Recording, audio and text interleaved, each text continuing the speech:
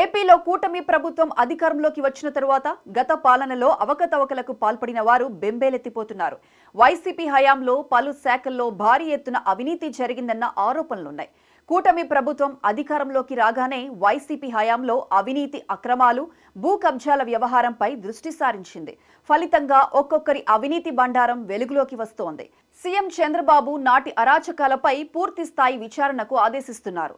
విచారణ ప్రక్రియ వేగంగా జరుగుతుండటంతో ఎవరు ఎప్పుడు అరెస్ట్ అవుతారోనన్న ఆందోళన వైసీపీ నేతలు, వారికి సహకరించిన అధికారుల్లో వ్యక్తమవుతోంది. వైసీపీ హయాంలో కొన్ని పనులు గుట్టు చప్పుడు కాకుండా జరిగిపోయాయి.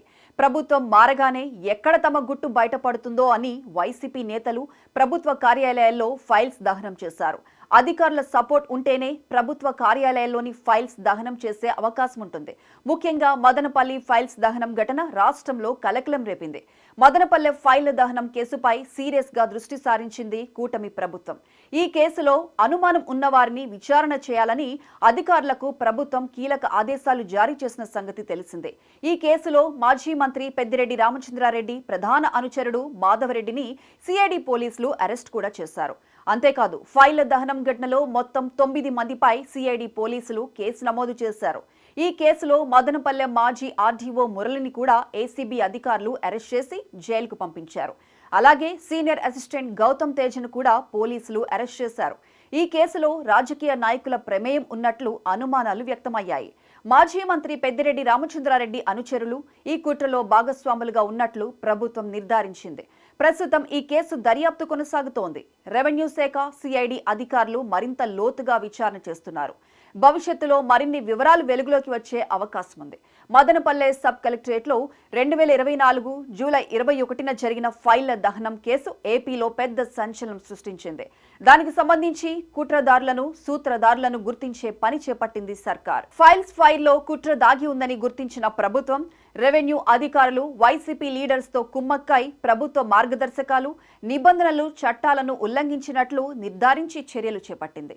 ఆధారాలను సమాధి చేసేందుకు పెట్టిన నిప్పులో దాదాపు 2440 ఫైల్స్ కాలినట్లు గుర్తించిన ప్రభుత్వం మదనపల్లి ఫైల్స్ దగ్ధం కేసులో పొలిటికల్ ప్రమేయం ఉందన్న కోణంలో దర్యాప్తు కొనసాగిస్తోంది. అయితే ఈ కేసులో పెద్దిరెడ్డి పిఏ తుకారాంను విచారిస్తే గాని అసలు వాస్తవాలు వెలుగులోకి రావంటున్నారు పరిశీలకులు. మదనపల్లె సబ్ కలెక్టరేట్ ఫైల్స్ దహనం కేసులో 4వ నిందితుడిగా ఉన్న తుకారాంను ఇంతవరకు అరెస్ట్ చేయలేదు. పర్యాటక వీసాపై అమెరికా వెళ్లిన తుకారాంను స్వదేశానికి రప్పించడానికి ఎలాంటి చర్యలు తీసుకోవడం లేదనే విమర్శలు వినిపిస్తున్నాయి. పెద్దిరెడ్డి రామచంద్రారెడ్డి అధికారంలో ఉన్న సమయంలో ఆయనకు అనధికార పిఏగా పనిచేశారు తుకారాం. నిజానికి ఆయన విశ్రాంత ఉపాధ్యాయుడు. పదవీ విరమణ అనంతరం పెద్దిరెడ్డి వద్ద ప్రైవేటు కార్యదర్శిగా చేరారు. పెద్దిరెడ్డి వ్యవహారాలు చక్కబెట్టడంలో కీలకంగా వ్యవహరించారు.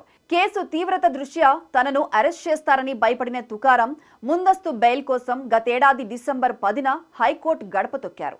ఈలోపే సందర్శక పర్యాటక వీసాపై దేశం వదిలి పారిపోయారు. పర్యాటక వీసాపై విదేశాలకు వెళ్లిన వారు గరిష్టంగా 6 నెలల్లో తిరిగి రావాల్సి ఉంటుంది. జనవరితో ఆ గడువు ముగిసింది. కానీ తుకారాంని స్వదేశానికి రప్పించేందుకు పోలీసులు ఎలాంటి చర్యలు తీసుకోవడం లేదు.